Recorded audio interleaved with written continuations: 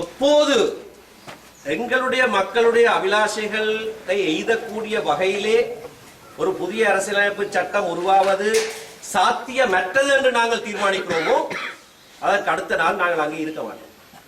அது எங்களுடைய மக்களுக்கு, எங்களுடைய கட்சியை சேர்ந்தவர்கள் அனைவருக்கும் திடமாக தெரிந்திருக்க வேண்டும். எப்படியாக அரசியலமைப்பு சபையிலே தந்தை செல்வா ஒரு நாள் உரையாற்றும் போது சொன்னார், நாங்கள் இவ்வளவுதான் எத்தனித்தோம். ஒவ்வொரு தீர்மானமாக அவர் தர்மலிங்கம் முன்வைத்தார் 6 தீர்மானங்கள். இறுதியாக வைத்த தீர்மானம் சமஷ்டி கூட கிடையாது. கச்சேரிகளை மக்கள் தேர்ந்தெடுக்கிற அமைப்புகளாக மாற்றுங்கள் என்பதுதான் அந்த பிரேரணை.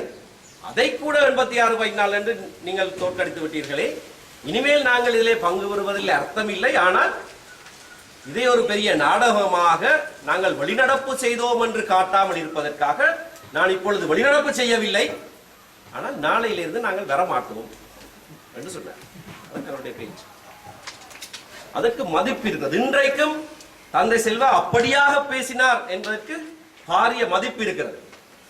ஆகையினாலே எங்களுடைய செயற்பாட்டிலே நாங்கள் ஆரவாரத்துக்காக இல்லாமல் சர்வதேச அங்கீகாரத்துக்காக நாங்கள் செய்ய வேண்டி ஏற்பட்டால் அதை செய்வோம். ஆனால் அப்படியாக எங்களுடைய மக்களுடைய அபிலாஷைகளை அடையக்கூடியதாக ஒரு அரசியலமைப்பு சட்டம் உருவாவதற்கு 1% வாய்ப்பு இருக்கிற வரைக்கும் நாங்கள் அதை கைவிட மாட்டோம். என்றால் அது எங்களுடைய மக்களுக்கு, எல்லாரையும் விட எங்களுடைய மக்களுக்கு அது மிகவும் தேவையான ஒன்று, மிகவும் தேவையான ஒன்று. ஆனால் வெளியிலே பலர் கொக்கரிக்கிறார்கள் என்பதற்காக நாங்கள் அதை விட்டு ஓடி வரப் போவதில்லை.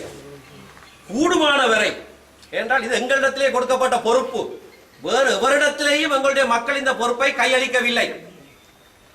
வேற எந்த கட்சியிடத்திலேயும் இந்த பொறுப்பை கொடுக்கவில்லை. வேறு முன்மொழிவுகள் எல்லாம் தேர்தல் காலத்தில் முன்வைக்கப்பட்டது. நாங்கள் 2 தேசத்தை எடுத்து தருவோம், அது தருவோம், இது தருவோம், தமிழ் மக்கள் முதல்ல பொதுவாக கடுப்பு நடத்துவோம், எல்லாம் சொல்லப்பட்டது. மக்கள் ஏற்றுக்கொள்ள இதை அடைவோம் என்று நாங்கள் சொன்னோமோ அதை அடையக்கூடிய விதத்திலே செயற்படுமாறு முழுமையான பொறுப்பு எங்களுடைய கையிலே தான் கொடுக்கப்பட்டிருக்கிறது. ஆகவே அதை நிறைவேற்றுகிற வரைக்கும், அதை நிறைவேற்ற முடியாவிட்டால் சொல்லுவோம், ஆனால் முன்னரே சொல்லிவிட மாட்டோம்.